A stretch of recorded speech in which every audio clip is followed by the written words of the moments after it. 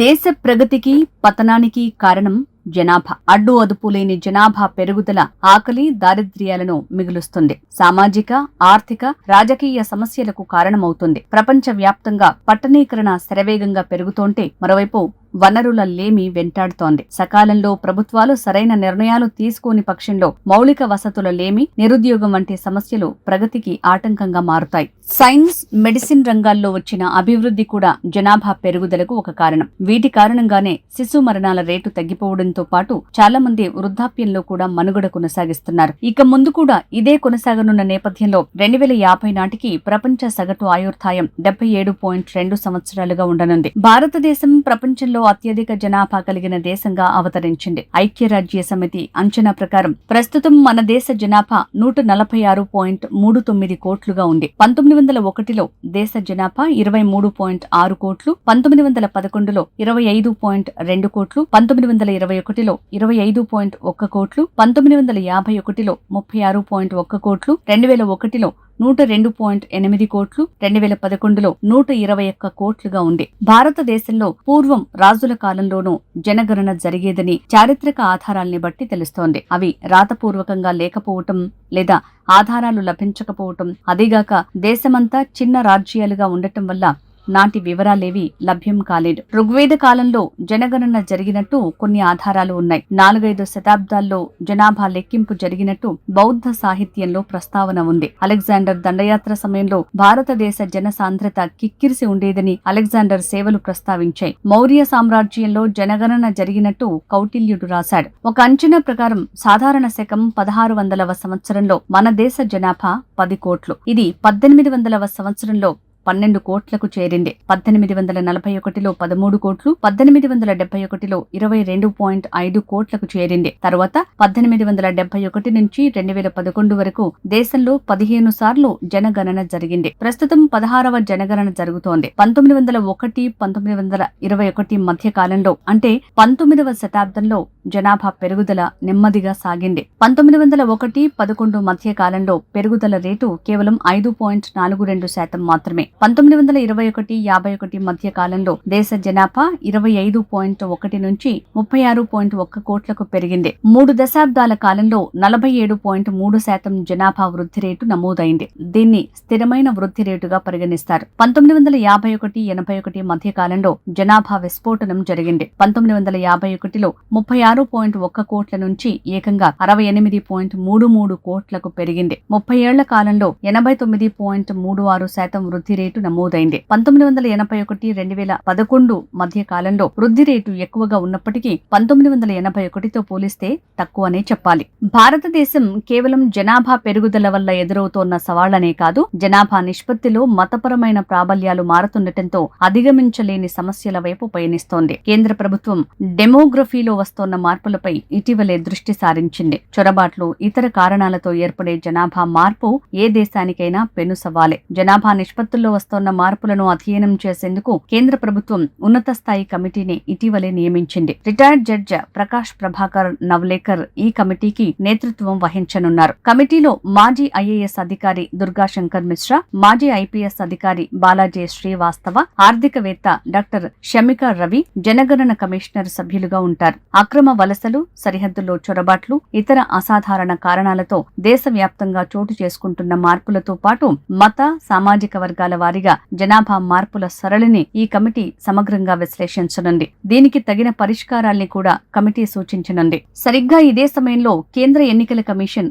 దేశవ్యాప్తంగా ఓటరు జాబితా ప్రత్యేక ముమ్మర సవరణగా సర్ ప్రక్రియను చేపట్టింది. సకాలంలో కేంద్రం సంస్కరణలకు నడుం బిగించింది. ఇప్పటికే 16 రాష్ట్రాల్లో సర్ ప్రక్రియ పూర్తయింది. కొన్ని కోట్ల మంది అక్రమ ఓటర్ల పేర్లను ఈసీ తొలగించింది. సరైన పత్రాలు సమర్పించిన వారిని తిరిగి ఓటరు జాబితాలో చేర్చింది. జాతీయ పౌర పట్టిక ఎన్పీఆర్ పై కసరత్తు జరుగుతోంది. దేశ నికర జనాభా ఎంతో తేల్చేందుకు కేంద్ర ప్రభుత్వం అనేక ప్రయత్నాలు, ప్రణాళికలు సిద్ధం చేస్తోంది. 2019లో పౌరసత్వ చట్టానికి సవరణలు ప్రతిపాదించి తదుపరి చట్టం చేసింది. అక్రమ వలసల సమస్య భారతదేశ సార్వభౌమత్వానికి, జాతీయ భద్రతకు, సామాజిక సమతుల్యతకు, గిరిజన సమాజాల పరిరక్షణకు పెను సవాలుగా పరిణమించింది. త్రిపుర, అసోం, బెంగాల్ రాష్ట్రాల్లో అక్రమ చొరబాట్ల సమస్య తీవ్రంగా ఉండటంతో కేంద్రం ఉన్నత స్థాయి కమిటీని నియమించింది. ఈ తరహా విధాన నిర్ణయాలకు ప్రాతిపదిక దేశ జనాభాపై అక్రమ చొరబాట్లపై అదుపు కలిగి ఉండటం కోసమే అని గతంలోనే కేంద్ర ప్రభుత్వం ప్రకటించింది. నికరం తేలితే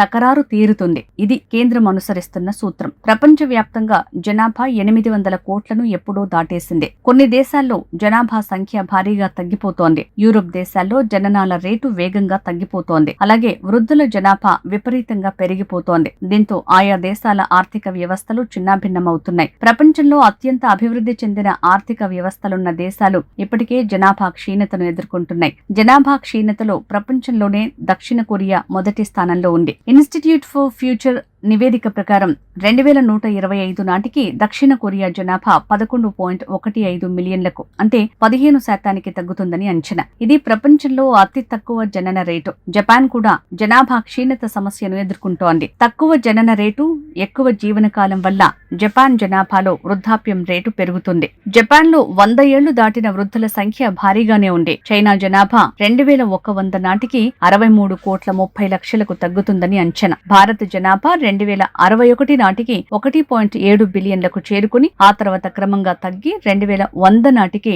1.5 బిలియన్లకు చేరుకుంటుందని అంచనా. ఇక మరోవైపు ప్రపంచవ్యాప్తంగా ముస్లిం జనాభా శరవేగంగా పెరుగుతోంది. భారత్లో సైతం ఇదే ధోరణి వ్యక్తమవుతోంది. ముస్లిం జనాభాలో మన దేశం ఇండోనేషియాను దాటిపోయింది. ముస్లింల జనాభా 23.9% నుంచి 25.6% పెరిగింది. ఇంచుమించుగా క్రైస్తవ జనాభాకు సమానంగా ఎదుగుతోంది. హిందువులు 15% నుంచి 14.9% తగ్గిపోయారు.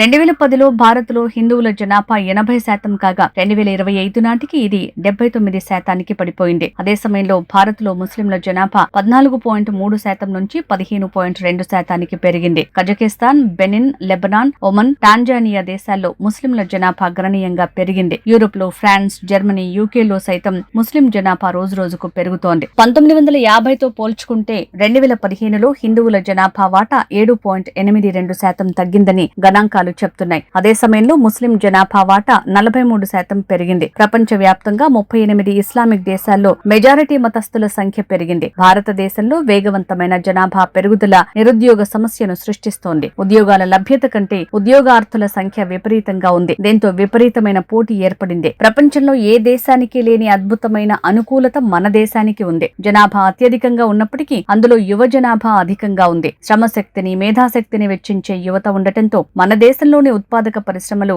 లాభాల బాటలో నడుస్తాయి. ఆర్థిక వ్యవస్థ అభివృద్ధి పదంలో ఉన్నప్పుడు శ్రమశక్తిని, మేధాశక్తిని వెచ్చించే యువతను సద్వినియోగం చేసుకోవటం ద్వారా దేశం ప్రగతి పదంలో పయనిస్తుంది. దేశంలో సుమారు 41% పైగా 20 ఏళ్లలోపు వయసున్న వారే ఉన్నారు. స్వల్పకాలంలోనే దేశ స్వరూప స్వభావాలు గుణాత్మకంగా మారిపోనున్నాయి. జనాభాలో యువకుల సంఖ్య ఎక్కువ ఉన్నప్పుడు పాపులేషన్ డివిడెండ్ అనే భావనకు ప్రాధాన్యత ఏర్పడుతుందంటారు డెమోగ్రాఫర్లు.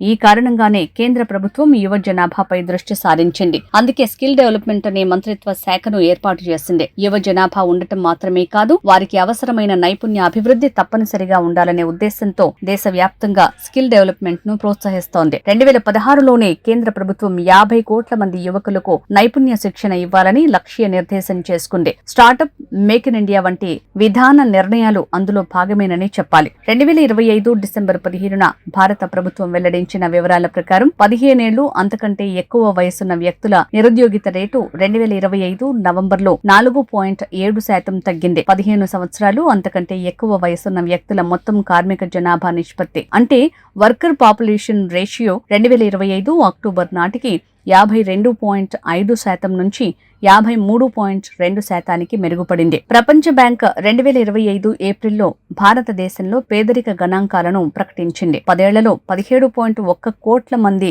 ప్రజలు పేదరికం నుంచి బయటపడినట్టు ప్రకటించింది. రోజుకు $2.15 కంటే తక్కువ ఆదాయంతో జీవించే ప్రజల శాతం 2011-12లో 16.2% ఉండగా 2022-23లో 2.3% తగ్గిందని తేల్చింది. గ్రామీణ ప్రాంతాలలో 2011-12లో 18.4% ఉన్న తీవ్ర పేదరికం 2022-23 నాటికి 2.8% తగ్గింది. అదే కాలంలో పట్టణ ప్రాంత పేదరికం 10.7% నుంచి 1.1% తగ్గింది. 2011-12లో దేశంలో అత్యంత పేదరికంలోని 65% మంది 5 అత్యధిక జనాభా కలిగిన రాష్ట్రాలైన ఉత్తరప్రదేశ్, మహారాష్ట్ర, బీహార్, పశ్చిమ బెంగాల్, మధ్యప్రదేశ్ లో ఉన్నారు. 2022-23 నాటికి ఈ రాష్ట్రాల్లో తీవ్ర పేదరికం 10 వంతుకు తగ్గింది. ఇలాంటి పరిస్థితుల్లో జనాభా నియంత్రణ మేళా నిర్వహణ ప్రయోజనకరమా అనేది భారత్ ముందున్న సవాలు. అయితే నియంత్రణతో పాటు నిర్వహణకు ప్రాధాన్యం ఇవ్వాలని కేంద్రం భావిస్తోంది. ఉపాధి కల్పన, నైపుణ్య శిక్షణపై దృష్టి సారించింది. అంటే కేంద్ర ప్రభుత్వం ద్విముఖ వ్యూహాన్ని అనుసరిస్తోంది. జనాభా నియంత్రణ, నిర్వహణ శాస్త్రీయంగా నిర్వహించేందుకు తగు చర్యలు తీసుకుంటోంది. సమగ్రమైన శాస్త్రీయమైన చర్యల వైపు అడుగులు వేస్తోంది. రచన గంధవరపు పద్మావతి, స్కాలర్. జాగృతి వారపత్రిక, జూలై 6, 2026 సంచిక నుంచి.